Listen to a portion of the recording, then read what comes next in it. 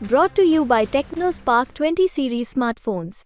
नमस्कार मित्रों, मैं पंकज शर्मा तक में आपका स्वागत है। अभी कुछ दिनों पहले पूर्व मुख्यमंत्री दिग्विजय सिंह जी को कांग्रेस ने टिकट दिया है, तो वहीं बीजेपी ने रोडमल नागर जी को फिर से चुनाव में उतारा है। किसका पल्ला भारी है, ये सब जानने के लिए राजगढ़ जिले के वरिष्ठ पत्रकार इस समय हमारे साथ में हैं। आइए हम उनसे जानते हैं कि किसका पल्ला भारी है। सुनील गोले जी, आप जिले के एक वरिष्ठ पत्रकार हैं, कि आप ये बताइए कि किसका पल्ला भारी, क्या कहेंगे आप? देखिए, राजगढ़ लोकसभा सीट की अगर हम बात करें पंकज जी, तो पिछली बार जो अभी वर्तमान जो सांसद है रोडमल नागर जी, वो पिछले 5 साल पहले जो लोकसभा के चुनाव हुए थे 4,31,000 मतों से निकटतम प्रतिद्वंदी थी मोना सुस्तानी जी, उनसे जीते थे, है ना। इस बार रोडमल नागर जी का मुकाबला प्रदेश के 3 बार मुख्यमंत्री रह चुके दिग्विजय सिंह जी से है। हालिया जो टिकट घोषित हुए हैं, हालांकि चुनाव में अभी 30-40 दिन का समय बाकी है। 7 मई को पूरे प्रदेश में और राजगढ़ लोकसभा में चुनाव होने हैं। तो इन चुनाव की अगर बात करें तो ये जो लीड है रोडमल नागर जी की, अभी जो वर्तमान लग रहा है, जो जनता ने जो बताया है और आसपास जो देखने समझने में आ रहा है, तो वो लीड का जो अंतर है वो 4 लाख वाली लीड 1 लाख के अंदर सिमटती हुई वर्तमान में नज़र आ रही है। क्योंकि रोडमल नागर जी का मुकाबला इस बार राजा साहब जो कहे जाने वाले और 3 बार मुख्यमंत्री जो रह चुके हैं मध्य प्रदेश के श्री दिग्विजय सिंह जी, 2 बार मुख्यमंत्री रह चुके हैं मेरे ख्याल, हाँ 2 बार मुख्यमंत्री, उनसे है, किसी कहें कमतर किसी प्रत्याशी से नहीं है। और उन्होंने जो अपनी कसावट करी दिग्विजय सिंह जी ने, उस हिसाब से रोडमल नागर जी को कमतर नहीं आंकना चाहिए चुनाव कि किसी भी तरह से वो एक लहर चल रही है बीजेपी की, तो चुनाव जीत जाएंगे। टक्कर अब इस बार उनकी काफ़ी तगड़ी है, तो मेरे ख्याल से जीत रोडमल नागर जी रहे हैं। लेकिन वो 4,31,000 वाली लीड और ये सब जो सोच रहे हैं, तो वो काफ़ी कम होके अंडर 1 लाख आने की मुझे लग रहा है। तो बाकी चुनाव में कुछ भी हो सकता है। इनकम्बेंसी है, मतलब इस बार इनकम्बेंसी वो भी थोड़ी अप्रत्यक्षता नज़र तो आ रही है। पार्टी के जो कार्यकर्ता हैं, जो सुनने में आए, पार्टी के कार्यकर्ता वो थोड़े से नाखुश हैं। यद्यपि वो लोग मुंह पे नहीं बोल रहे हैं कि टिकट इनको ही दिया जाना चाहिए था, कि वो चाह रहे थे कोई नया चेहरा आए। तो पल्ला किसका भारी रहेगा? पल्ला अभी मेरे ख्याल से पल्ला तो अभी दिग्विजय सिंह जी भी अब चूँकि मैदान में उतर चुके हैं, तो पल्ला अब दोनों पल्ला भी इस टाइम पे मतलब संतुलित वाली स्थिति है। अभी चुनाव में मेरे 42 दिन के समथिंग, 40 दिन के समथिंग बचे हुए हैं। फिर भी थोड़ा सा अगर पल्ला कहें तो रोडमल नागर जी का हल्का सा भारी है, क्योंकि देश में भी जो लहर चल रही है, अभी जो राम मंदिर वाला हुआ था, तो लहर पूरे राजगढ़ जिले में भी, मध्य प्रदेश में है। तो कम से जीते हैं, लेकिन रोडमल नागर जी जीत जाएंगे। हमारे साथ में है भानुजी ठाकुर, जो राजगढ़ जिले के वरिष्ठ पत्रकारों में से एक है, पत्रिका भी। जी, आप ये बताइए भानु जी कि किसका पल्ला भारी है, कौन जीत रहा है, क्या कहेंगे आप? अभी पल्ला भारी किसका है ये कहना बहुत जल्दबाजी होगी, क्योंकि अभी तक ऐसा लग रहा था कि जो भारतीय जनता पार्टी की लहर पूरे देश में है, राजगढ़ में भी नज़र आ रही थी। लेकिन अभी जब कांग्रेस ने अपना प्रत्याशी उतारा दिग्विजय सिंह के रूप में, जो कि 2 बार मुख्यमंत्री रह चुके हैं और यहाँ राजगढ़ से काफ़ी अच्छे परिचित हैं, ऐसे में जब उन्होंने यहाँ पर जो अपनी कहना चाहिए कार्यकर्ता सम्मेलन किए और उनके लिए जिस तरह से कार्यकर्ता लगे हुए नज़र आ रहे हैं, उससे चुनाव बहुत कस्मकस भरा हो गया है। क्योंकि देखा जाए तो रोडमल नागर जी जो अभी सांसद हैं वर्तमान में, वो 2 बार यहाँ से काफ़ी अच्छे मतों से जीते हैं। पहला चुनाव भी उन्होंने 2 लाख से ज़्यादा मतों से जीता था और पिछला चुनाव 2,30,000 से ज़्यादा मतों से जीता है। तो एक तरफ कहना चाहिए लहर जो है वो बीजेपी की है, और एक उनका जो बड़ा मत का अंतर है, उसे पार कर पाना किसी साधारण प्रत्याशी के बीच की बात तो नहीं थी। लेकिन जिस तरह से कांग्रेस ने दिग्विजय सिंह को उतारा है, तो अब जो चुनाव है काफ़ी कस्मकस भरा हो गया है। लेकिन फिर भी मैं ये कहूँगा, जैसे जो अभी चुनाव के मुद्दे हैं और जैसे जैसे बड़े नेता इस क्षेत्र में प्रचार के लिए आएंगे, कहीं ना कहीं एक जो राम मंदिर है या फिर मध्य प्रदेश सरकार की जो योजनाएं हैं, लाडली बहना या फिर आयुष्मान जो केंद्र की योजना है, ऐसी योजनाओं का जब प्रचार होगा तो कहीं ना कहीं एक बार फिर भाजपा का माहौल बनेगा। और अंत तो चुनाव का अभी नहीं कह सकता, लेकिन इतना ज़रूर है कि वर्तमान परिस्थितियों में 19-20 जो है तो 20 भाजपा ही नज़र आ रही है। 1984 में वो यहाँ से सांसद भी रहे हैं, और इस राजगढ़ जिले को दिग्विजय सिंह जी के नाम से पूरे देश में जाना जाता था, क्योंकि दिग्विजय सिंह के गढ़ के नाम से राजगढ़ फेमस था। क्या वो वापस अपने गढ़ को बचा पाएंगे या गढ़ उनका क्या कहेंगे आप? नहीं, 1984 या 89 या 91 के जो चुनाव हैं वो उन चुनावों की बात अब छोड़ दीजिए, क्योंकि नगर पालिका एक अलग वोटिंग होती है, अब विधानसभा की अलग होती है। पिछले ही विधानसभा में हम देखें तो जो राजगढ़ में मध्य प्रदेश में पूरे कांग्रेस की सरकार बन गई थी, और जब लोकसभा की वोटिंग हुई थी तो उसमें 29 में से 28 सीट भारतीय जनता पार्टी ने जीती थी। तो वो चुनाव अलग चुनाव था, ये चुनाव अलग चुनाव है। हर समय चुनाव की परिस्थितियां बदलती रहती हैं, तो उस चुनाव को इस चुनाव से नहीं देखा जा सकता। किन मुद्दों पे जनता वोट करेगी, क्या मुद्दे होंगे? मुद्दों पे चुनाव अब शायद थोड़ी कम होता है। कुछ योजनाएं ऐसी हैं जो उनका प्रचार होता है तो निश्चित रूप से थोड़ी बहुत उसका असर पड़ता है, लेकिन प्रत्याशी को लेके चुनाव होता है, क्योंकि लोकसभा में जो मतदान है उसकी जो प्रतिशत है वो भी बहुत कम रहता है। ओम व्यास जी हैं, वरिष्ठ पत्रकार हमारे साथ में CTV। क्या कहेंगे आप, किसका पलड़ा भारी है, कौन जीत रहा है, किन मुद्दों पे चुनाव हो रहा है? वर्तमान में ये कहना काफ़ी मुश्किल है किसका पलड़ा भारी है। इस टाइम जो है कांटे की टक्कर चल रही है। वैसे देखा जाए तो जो रोडमल नागर हैं वो 2 बार सांसद रह चुके हैं, लेकिन कुछ नाराज़गी ज़रूर है। कल भी यहाँ जो बीनागंज में एक सभा हुई थी, वहाँ भी नाराज़गी लोगों ने व्यक्त की है। सांसद को लेके कैंडिडेट बदलने की मांग की जा रही थी, उसको लेकर कुछ नाराज़गी ज़रूर है। जो दिग्विजय सिंह हैं 2 बार मुख्यमंत्री रह चुके हैं, उनके कार्यकाल में काफ़ी लोगों को लाभ भी मिला है, काफ़ी लोग जो है उनके काम से संतुष्ट भी हुए हैं। ऐसी स्थिति में दोनों के बीच भारी टक्कर है। एक तरह से ये कहना बहुत मुश्किल है कि कौन जीत जाए इस स्थिति में। वर्तमान में भारतीय जनता पार्टी काफ़ी योजनाएं भी हैं, काफ़ी कुछ है, लेकिन लोगों के जो मुद्दे रहते हैं, स्थानीय नाराज़गी भी रहती है। एक अगर 10 साल कोई पद पे रह जाए तो स्वाभाविक है उसकी नाराज़गी लोगों की हो जाती है। ऐसी स्थिति में कुछ भी नहीं कहा जा सकता कौन जीत जाए। मतलब रोडमल जी, नागर जी के प्रति पार्टी के अंदर ही इनकम्बेंसी है। अब पार्टी के अंदर नहीं कह सकते, पार्टी वाले तो सब एक हो जाएंगे, लेकिन आम मतदाता जो है उनमें भी कुछ अंदरूनी तौर पे नाराज़गी देखी जा रही है। तो फिर कैसे कह रहे हैं कि बीजेपी का पलड़ा भारी है? थोड़ा नहीं, पलड़ा भाई क्या, कौन कह रहा है पलड़ा भारी? कह रहे हैं ना भी वो बीजेपी का।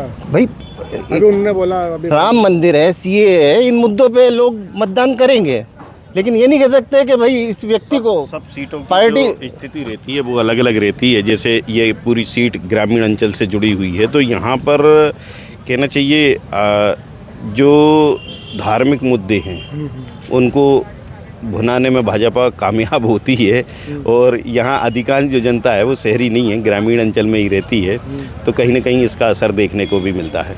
मुकेश जी, रामदेव जी हैं, किसका पलड़ा भारी है, कौन क्या कहा जीत रहा है, क्या कहेंगे आप? यहाँ पे पलड़ा भारी वाली बात सही है। दोनों में कांग्रेस और भाजपा के दोनों जो कैंडिडेट हैं, अभी वाकई में दोनों में कांटे की टक्कर है। बाकी ये ज़रूर है कि आने वाले समय में अभी जो है ग्रामीण स्तर हो या शहरी स्तर हो, अभी चुनाव का इतना मतलब चुनाव ने इतनी अभी धीमी गति से अभी इतना तेज नहीं हुआ है, पर आने वाले समय में देखते हैं अभी क्या स्थिति बनती है। बाकी अभी ये कांटे की टक्कर है कुल मिला के। और बाकी राम मंदिर और ये उससे है तो थोड़ा सा बीजेपी का भी ऊपर मतलब पलड़ा भारी है अभी हल्का। बाकी आने वाले समय में देखते हैं आगे क्या स्थिति बनती है।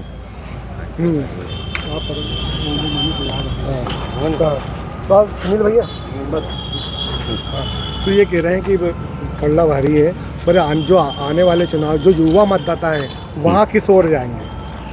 युवा मतदाताओं की अभी जैसे मैं बता रहा ना कि हर चुनाव अलग अलग होता है। नगर पालिका का चुनाव अलग होता है, विधानसभा का चुनाव अलग होता है, लोकसभा का चुनाव अलग होता है। इनके अलग मुद्दे होते हैं, और हर समय योजनाओं या फिर कहना चाहिए कि किसी अन्य मुद्दों को लेकर वोट नहीं होते। कई बार प्रत्याशी को लेकर भी मतदान होता है। तो यहाँ कहना चाहिए अभी युवा किस तरफ है या बुजुर्ग किस तरफ है, महिलाएं किस तरफ है, ये कहना अभी जल्दबाजी होगी, क्योंकि 40 से 42 दिन बचे हुए हैं चुनाव के लिए। हाँ, लोकसभा चुनाव जैसे जैसे नज़दीक आएगा, करीब 10 दिन पहले जो चुनाव प्रचार में गति आएगी, काफ़ी नेता यहाँ पर आएंगे, क्योंकि दिग्विजय सिंह जब चुनाव लड़ रहे हैं तो निश्चित रूप से भारतीय जनता पार्टी को भी यहाँ काफ़ी प्रचार करना पड़ेगा। और दिग्विजय सिंह के लिए ये भी हम मानते हैं कि पूरे प्रदेश के नेता उन्हें जिताने के लिए यहाँ पहुँचेंगे। तो निश्चित रूप से जब जैसे जैसे मतदान का समय नज़दीक आएगा वैसे हर दिन समीकरण चेंज होंगे। मनीष सोनी जी हैं, एबीपी न्यूज़ के रिपोर्टर हैं, वरिष्ठ पत्रकार हैं। जी मनीष जी, आप ये बताइए कौन सी पार्टी का पलड़ा भारी है, क्या कहेंगे आप? देखिए, ये पहले चुनाव जो देखा जा रहा था, देश में जो माहौल चल रहा था, हिंदुत्व पे चुनाव का माहौल एक पूरे देश में बना हुआ है और ये लोग ये आकलन कर रहे थे कि भाई रोडमल नागर जो हैं इस बार एक तरफा जीत जाएंगे। लेकिन कांग्रेस ने यहाँ पर एक दमदार व्यक्ति को उतारा है मैदान में इस बार, दिग्विजय सिंह को, जो कि 2 बार यहाँ मुख्यमंत्री रह चुके हैं मध्य प्रदेश के, और इतने बड़े नेता काफ़ी सालों बाद जब पार्टी ने उनको यहाँ से फिर से एक बार मौका दिया और यहाँ का लोकसभा का प्रत्याशी बनाया है, तो यहाँ का माहौल अब है जो वो कांटे की टक्कर पे आ चुका है। पूरा जो माहौल है, जो एक तरफा लग रहा था कि रोडमल नागर जो है यहाँ से एक तरफा जीत जाएंगे, तो अब इस बार जो है यहाँ पे दिलचस्प मुकाबला होगा जो पूरे देश में इस चुनाव की चर्चा होगी।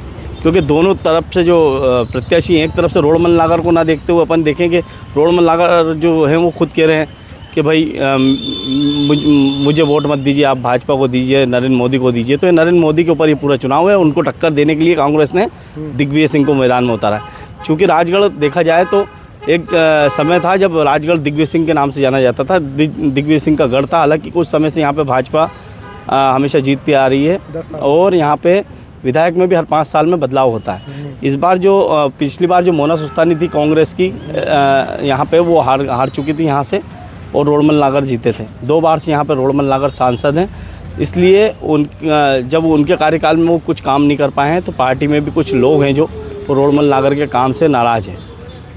तो भाजपा में भी कुछ लोग नाराज़ हैं। उधर दिग्विजय सिंह जी आए हैं तो पूरे प्रदेश के नेता भी इस चुनाव में आएंगे और काफ़ी दिलचस्प यहाँ का चुनाव होगा। लेकिन अब जो लग रहा है वो ये लग रहा है कि यहाँ पे जो है वो कांटे की टक्कर है और कौन जीतेगा ये कहना अभी मुश्किल होगा। लेकिन देखा जाए तो देश में जो माहौल है उसके हिसाब से रोडमल नागर थोड़े से आगे हैं इसमें। और रायगढ़ जिले के वरिष्ठ पत्रकार गोविंद बड़ौनी जी हमारे साथ में हैं। जी पंकज जी, किसका पलड़ा भारी है? कांग्रेस से दिग्विजय सिंह जी हैं और देखो भाजपा से पलड़ा रोडमल नागर भारी है। मेरा इसमें ऐसा मानना है कि दिग्विजय सिंह जी ने चुनावी मैदान में आकर राजगढ़ लोकसभा चुनाव का एक रुचिकर कर दिया है, एक इंटरेस्टिंग जिसको कहना चाहिए। हर मतदाता और यहाँ तक कि प्रदेश और देश में कहीं ना कहीं मतदाताओं की मानसिकता ये उस पर फोकस हो गया है। तो पलड़ा भारी वाली बात तो अभी आज की स्थिति में अपन ये कह सकते हैं कि चूँकि पूर्व मुख्यमंत्री हैं, उनको प्रशासन का अनुभव है, 50 सालों का राजनीतिक सार्वजनिक जीवन का अनुभव है, राजनीतिक अनुभव है, तो निश्चित तौर पे एक बड़ा नाम है। लेकिन अब उनका मुकाबला रोडमल जी से होता है या जनता मोदी जी को देख के निर्णय लेती है, बस मामला यहाँ पर आके टिकेगा। अगर यदि और दिग्विजय सिंह जी निश्चित तौर पे इस राजगढ़ लोकसभा के 2 बार मतलब चुनाव लड़ चुके हैं लोकसभा का, उसमें एक बार उनको पराजय भी मिली है। और दिग्विजय सिंह जी ऐसे मंझे हुए नेता हैं कि वो एक एक चीज़ को जिस तरह से चुनाव लड़ने की उनकी तैयारी नज़र आती है, तो वो गंभीरता से चुनाव लड़ने का नज़र आ रहा है। अब वो आगे क्या परिस्थिति होगी, क्या जनता का मूड होगा, वो किस तरह से कांग्रेस लड़के और बीजेपी उसका मुकाबला कैसे करेगी। बीजेपी ये भी हो सकता है कि जब दिग्विजय सिंह जी चुनाव लड़ रहे हैं तो स्वाभाविक है कि बीजेपी भी उसको प्रदेश व्यापी अपना फोकस कर ले, तो और ज़्यादा चुनाव रोचक हो जाएगा। अब ये सब समय के गर्भ में है, लेकिन कुल मिला के ये ज़रूर लगता है कि चुनाव बड़ा रोमांचकारी होगा। बड़ा अंतराल, 33 सालों का अंतराल के बाद वो राजगढ़ लोकसभा चुनाव लड़ रहे हैं, तो इतना बड़ा अंतराल क्या वो नहीं, मेरे इसमें ये मानना है पंकज जी कि वो 33 साल बाद चुनाव जरूर लड़ रहे हैं, लेकिन इन 33 सालों में उनका जनता से जुड़ाव तो दिखा, आना जाना उनका रहा, चाहे वो कम आए लेकिन संपर्क में रहे, क्योंकि वो जानते हैं कि वो अपनी जो ज़मीन है वो छोड़ना नहीं चाहते हैं, इसलिए उनका किसी न किसी रूप में उनका संपर्क रहा है। तो इसके पहले उनके जो छोटे भाई हैं वो यहाँ से सांसद थे और कांग्रेस पार्टी से नारायण सिंह आमले भी थे, लेकिन 10 सालों से रोडमल नागर जी यहाँ सांसद है। क्या वो इस गढ़ को जो भाजपा का बनाया हुआ गढ़ है इसको भेदने के लिए उतरे हैं मैदान में, क्या कहेंगे? नहीं, वो तो निश्चित तौर पे गढ़ भेदना चाहेंगे। और जहाँ तक उनके अनुज का सवाल है, तो वो जब सीएम थे बाद में या पहले भी वो केवल वो दिग्विजय सिंह जी का ही प्रभाव था कि वो चुनाव जीते हैं। तो वो मामला जो भी रहा वो दिग्विजय सिंह जी का ही रहा। पर इस चुनाव किस ओर रहेगा? बीजेपी का पलड़ा भारी है या कांग्रेस? नहीं, अभी पलड़ा भारी कहना मैं समझता हूँ जल्दबाजी होगा, लेकिन चुनाव इंटरेस्टिंग होगा, मैं ये कह सकता हूँ। और दिग्विजय सिंह जी मैदान में हैं तो दिग्विजय सिंह जी किस तरह से चुनाव लड़ते हैं, वो क्या उनकी टेक्निक होगी, बस इस पे सबकी नज़र होगी। हमारे साथ में वरिष्ठ पत्रकार गोपाल जी अग्रवाल जी भी हैं। नमस्कार पंकज जी। राजगढ़ को दिग्विजय सिंह का गढ़ कहा जाता है, और आप क्या कहेंगे इस बारे में? नहीं, राजगढ़ दिग्विजय सिंह जी का गढ़ रहा है और आज भी है। उसका कारण ये है कि उनकी कर्मभूमि, उनकी 1984 में जो उन्होंने शुरुआत की थी राजगढ़ ज़िले से अपनी राजनीतिक लोकसभा की, उसके बाद से राजगढ़ उनका रहा है और आज भी लोगों ने अपना नेता मानते हैं राजा साहब को, कांग्रेस के लोग। तो उनका गढ़ तो हमेशा था, है और रहेगा। जैसे कि रोडमल नागर जी लगातार 2 बार यहाँ से सांसद है, कुछ इनकम्बेंसी का सामना करना पड़ रहा है। नहीं, रोडमल जी लगातार 2 बार सांसद है, मोदी जी के नाम पे बीजेपी चुनाव लड़ रही और है। तीसरी बार वो मैदान में तो इनकम्बेंसी है। एंटी इनकम्बेंसी उनके नाम पे हो सकती है, मोदी जी के नाम पे एंटी इनकम्बेंसी नहीं। मोदी जी को उनकी जो व्यवस्था का है उसका लाभ मिलेगा। उनकी जो योजना है, उनके राम मंदिर भारी है इस चुनाव में। पड़ला अभी किसी के लिए इसलिए नहीं कहा जा सकता कि अभी नामांकन नहीं भरा है। नामांकन भराने के बाद जो व्यवस्थाएं बनेगी, दोनों तरफ से क्या रणनीति होगी, उसके बाद ही स्पष्ट कहा जा सकता है। हमारे साथ में वरिष्ठ पत्रकार कमल जी खसे हैं, जो जागरण ब्यूरो है, कि क्या कहेंगे आप, ये चुनाव किस ओर जाएगा? या 1984 जैसा रहेगा, या 1990 की तरह रहेगा, या क्या कहेंगे आप? निश्चित रूप से पंकज जी, इस चुनाव में दिग्विजय सिंह जी की एंट्री होना, ये चुनाव चर्चित चुनाव पूरे देश भर में हो गया है। और जहाँ तक मानते हैं कि दिग्विजय सिंह, राजगढ़ जिला दिग्विजय सिंह जी की कर्मभूमि है, तो उस कर्मभूमि में जितने भी कांग्रेस कार्यकर्ता हैं, कांग्रेस कार्यकर्ताओं के लिए एकमात्र कोई अगर कोई है तो वो दिग्विजय सिंह है। तो जब उनके स्वयं राजा साहब चुनाव मैदान में है तो कांग्रेस पूरी एकजुट होकर चुनावी मैदान में उतरेगी। वहीं ये कांग्रेस के, या यूँ कह दें कि एक मोदी लहर वर्सेस कांग्रेसियों के भगवान के बीच ये मुकाबला है। क्या मुद्दे रहेंगे इस चुनाव में, जिसको देखिए जनता वोट करेगी? देखिए, अब मुद्दों की जहाँ तक हम बात करें तो भाजपा तो राष्ट्रीय मुद्दे पर, मोदी जी के कार्यों पर, मोदी सरकार की जो योजनाएं उनके ऊपर चुनाव लड़ रही है। वहीं दिग्विजय सिंह और कांग्रेस जिले में जो विकास कार्य नहीं हो पाए या जो भी जिले की जो कमियां रही हैं उनको जनता के सामने रखेगी। जातिगत आधार पर क्या रहेगा इस चुनाव में? देखिए, जातिगत आधार निश्चित रूप से चुनाव को प्रभावित करते हैं, लेकिन चूंकि ये चुनाव राष्ट्र का चुनाव है इसलिए जातिगत वाली चीज़ें इसमें बहुत ज़्यादा प्रभावी नहीं होगी। भाजपा को राम मंदिर का लाभ मिलता दिख रहा है आपको? निश्चित रूप से मिलेगा। सरकार की जो सरकार, केंद्र सरकार ने जो काम किए हैं उसका लाभ भाजपा को मिलेगा, और जहां सरकार असफल रही है उसका लाभ कांग्रेस को मिलेगा। एंटी इनकम्बेंसी रहेगी, लगातार 2 बार से सांसद है रोडमल जी नगर। नहीं, निश्चित रूप से स्वाभाविक है। जी, आप क्या कहेंगे? एंटी इनकम्बेंसी रहेगी? एंटी इनकम्बेंसी की जहाँ तक बात है तो ये चुनाव बड़ा चुनाव है, तो व्यक्तिगत तौर पे देख के आदमी केवल ये ज़रूर महसूस करता है कि यार हमारे क्षेत्र में जैसे जो मार्केट में चर्चाओं में आ रहा है कि वो मिलें कम है, तो दोनों बातें हैं। स्वाभाविक तौर पे कि एक सांसद समूचे संसदीय क्षेत्र में समय नहीं दे पाता, लेकिन कार्यकर्ताओं से और जो समर्थकों से कितना अटैचमेंट है, वो अटैचमेंट चुनाव में काम आता है। तो अब ये दोनों को जनता तय करेगी कि किनका किससे अटैचमेंट रहा है, तो उसका लाभ संपर्कों के आधार पे चुनाव में मिलता है, तो वो लाभ दोनों प्रत्याशियों को मिलेगा। जैसे कि जातिगत आधार पर क्या रहेगा? मेरा ऐसा मानना है पंकज जी कि इस चुनाव में, इस लोकसभा चुनाव में जातिगत मामला ख़त्म हो जाएगा, जातिगत समीकरण कुछ भी नहीं चलेगा। जिससे जिसका संपर्क है वो उसका लाभ उसको मिलेगा। जातिगत संपर्क इसलिए नहीं है कि दोनों जो प्रत्याशी हैं वो उनका जातिगत आधार बहुत कम है। एक जो है वो राजपूत समाज से हैं तो उनका आधार भी कम है, और एक जो नागर समाज से हैं, धाकड़ समाज से, उनका भी जातिगत आधार कम है।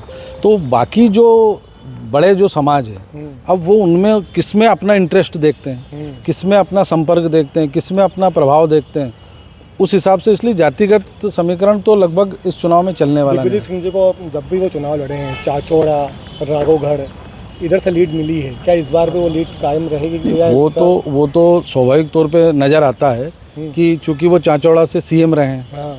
वो हैं राघवगढ़ के, लेकिन उस समय जब वो सीएम बने थे तो चाचौड़ा विधानसभा से चुनाव लड़ने के बाद उपचुनाव हुआ था तो वो मुख्यमंत्री बने थे, तो वो वहाँ उनका अटैचमेंट है। राघवगढ़ उनका गृह क्षेत्र है ही है, तो एक उनको कांग्रेस के सभी कार्यकर्ताओं को उम्मीद है कि वहाँ से हमको एक अच्छा समर्थन प्राप्त होगा। और ये 1991 के चुनाव में भी ऐसा ही हुआ था कि समर्थन वहाँ से मिला था, लेकिन राजगढ़ ज़िले से उनको डिफीट खानी पड़ी थी और मात्र 1470 मतों से वो चुनाव जीते थे। तो वो जो कम मतों से चुनाव जीतना और 1989 में चुनाव हारना और 1984 में बहुत अधिक मतों से चुनाव जीतना, तो तीनों चुनावों का उन्हें गहन अनुभव है। अब वो अपनी किस तरीके से इस चुनाव को लेते हैं ये आने वाला समय बताएगा। क्या कहेंगे आप इस बार अभी चुनाव को लेकर, क्या कहेंगे आप? चुनाव में एक बड़ी चुनौती सामने आई है दिग्विजय सिंह जी का नाम डिक्लेयर होने के बाद। अभी तक तो पिछले 2 चुनाव में रोड़मल जी जिस हिसाब से निकले हैं उसका मुख्य कारण ये रहा कि पहले चुनाव में प्रदेश सरकार की उपलब्धियां उनके साथ थी और मोदी जी नए कैंडिडेट थे। दूसरी बार मोदी जी की उपलब्धियों के हिसाब से मोदी जी के नाम से वो बहुत अच्छे मतों से जीते थे और कांग्रेस ने भी उम्मीदवार जो पहले तय किए थे वो उस मोदी जी की तुलना में और उनके कंपैरिजन में कम थे। लेकिन इस बार चुनौती बड़ी है क्योंकि दिग्विजय सिंह जी का ये गृह क्षेत्र माना जाता है, यहाँ से वो सांसद रहे हैं, यहीं से उनका गृह क्षेत्र से मुख्यमंत्री भी रहे हैं।